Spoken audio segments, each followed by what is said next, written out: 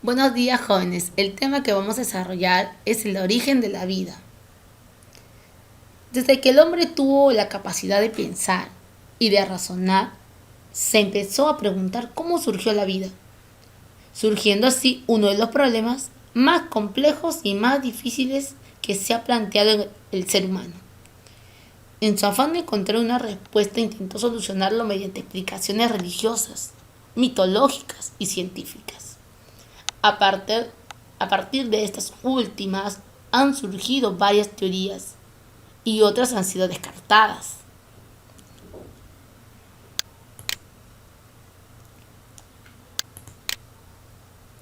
Acá tenemos la primera teoría, la teoría del creacionismo. Desde la antigüedad han existido explicaciones creacionistas que suponen que un dios o varios pudieron originar todo lo que existe hoy.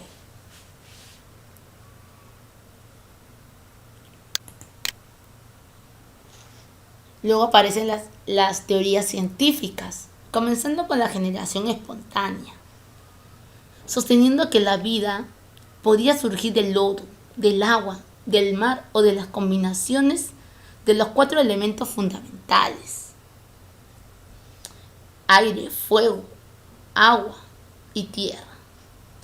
Aristóteles propuso el origen espontáneo para gusanos, insectos y peces a partir de sustancias como el rocío, el sudor y la humedad.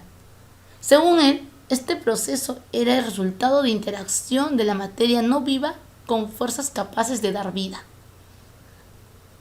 a lo que no tenía. A esta fuerza la llamó entelequia.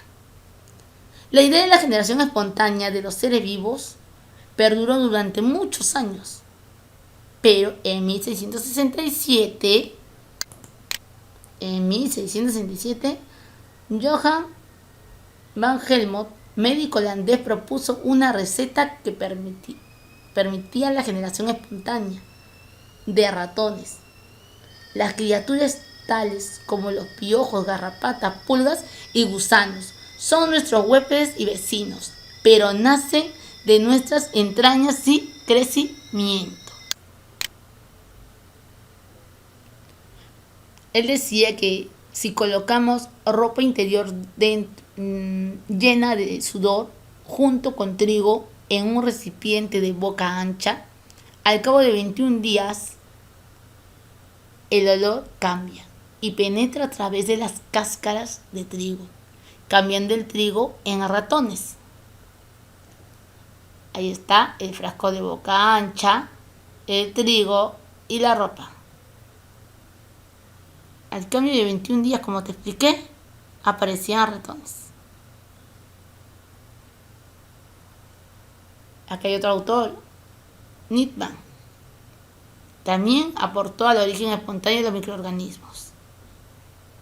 Colocó un caldo de carne y luego de varios días aparecieron microorganismos. Y él decía también que la vida aparecía espontáneamente.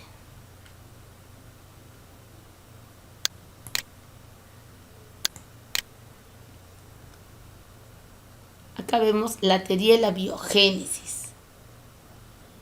Este proceso fundamental de los seres vivos que produce otros seres vivos.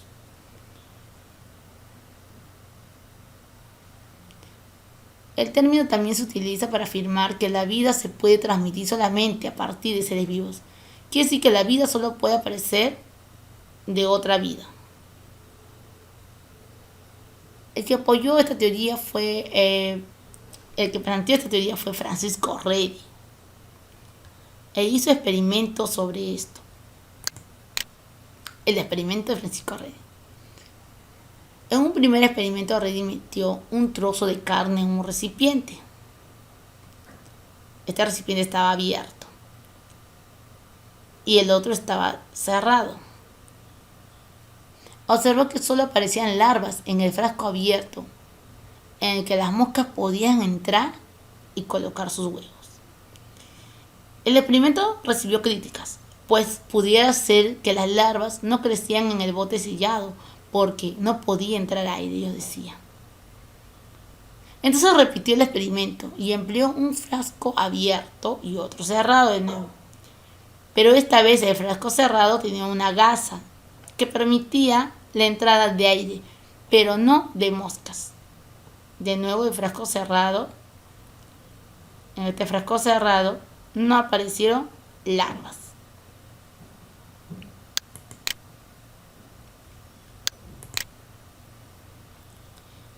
Pero esta teoría de la biogénesis también hubo otro experimento de Louis Pasteur, contradiciendo entonces a la generación espontánea, igual que Francisco Rey. Observó que en el aire había microorganismos muy similares a los que descomponen los alimentos. Entonces postuló que los microorganismos que descomponen los alimentos provienen de microorganismos del aire. ¿Cómo lo demostró? Pasteur usó matraces con cuello de cisne que permitían la entrada de oxígeno.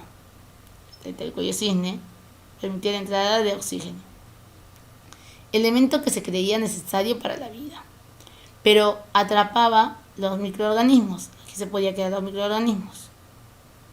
Aquí se hierve el caldo en el matraz para matar los organismos preexistentes. Está el fueguito, ¿ve? En el otro, cuando el caldo se enfría, el agua condensada se acumula y se cierra herméticamente en la boca del matraz. Ok, entonces no hay crecimiento. El otro, si más tarde se rompe el cuello del matraz, el aire exterior introduce microorganismos al caldo. Si no existiera este cuellito de cisne, los microorganismos pudieran ingresar. Utilizó un matraz de cuello de cisne en los cuales colocó un líquido nutritivo que hirvió. Eso es lo que había hecho, ¿verdad? Hasta esterilizarlo. Luego lo dejó enfriar y observó que en el cuello de cisne quedaban detenidos los microorganismos presentes en el aire. Al ver que no ocurría nada, Pasteur rompió el cuello de cisne e inmediatamente la sustancia se contaminó. Aquí. De esta manera quedó comprobada la falsedad de la generación espontánea.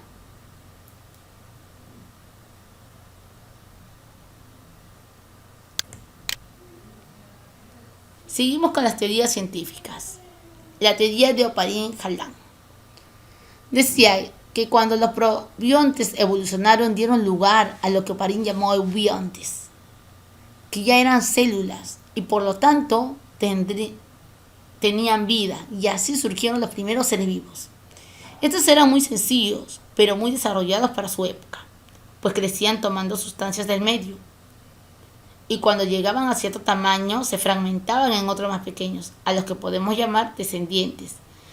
Estos conservaban muchas características de sus progenitores.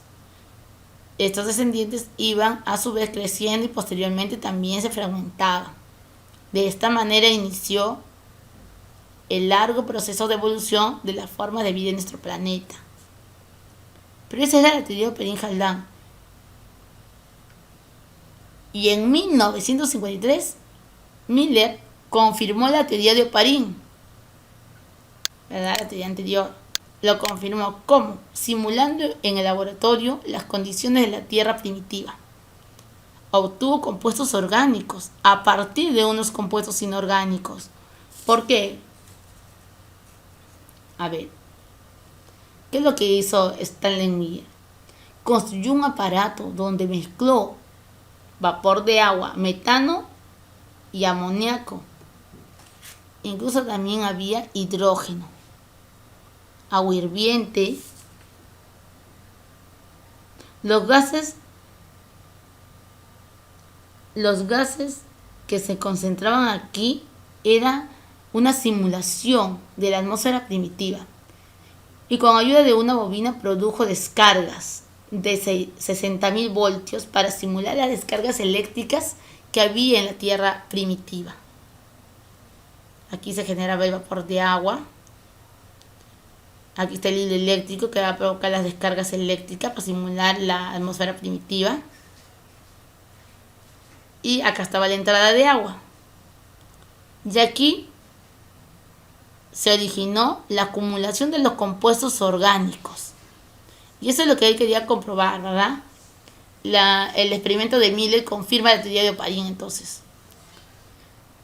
obtuvo compuestos orgánicos a partir de compuestos inorgánicos como el agua, las descargas eléctricas, no los gases, pero obtuvo compuestos orgánicos. ¿Qué es lo que decía Oparin, verdad? Seguimos con las teorías científicas. La teoría de la panspermia u origen extraterrestre. ¿Qué es lo que decía esa teoría? Decía de que la vida surge en la Tierra por acción de otro planeta, que de ahí llegaron las bacterias, las esporas resistentes, capaz de viajar por el espacio o por otros medios, y así llegaron al planeta Tierra. Esta teoría también llamada teoría cosmozoica. Seguimos con la teoría anterior, teoría de la panspermia, también conocida como cosmozoica.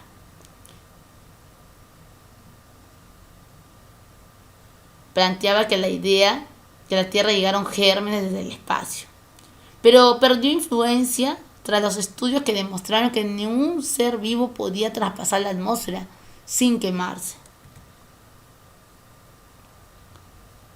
Acá sigue el lamarckismo, formulada por Lamarck, evolución de especies a partir de otra más simple. Las especies se adaptaban al medio para sobrevivir ante la presión de este. Afirma que los caracteres adquiridos se heredan de generación en generación. El lamarckismo fue considerado erróneo en el siglo XX. Hay estructuras que se podían heredar, por ejemplo, la jirafa tenía cuello corto, luego cuello largo, ¿verdad? ¿Qué dice un primer principio de variación acá? Los elementos de la población no todos son iguales.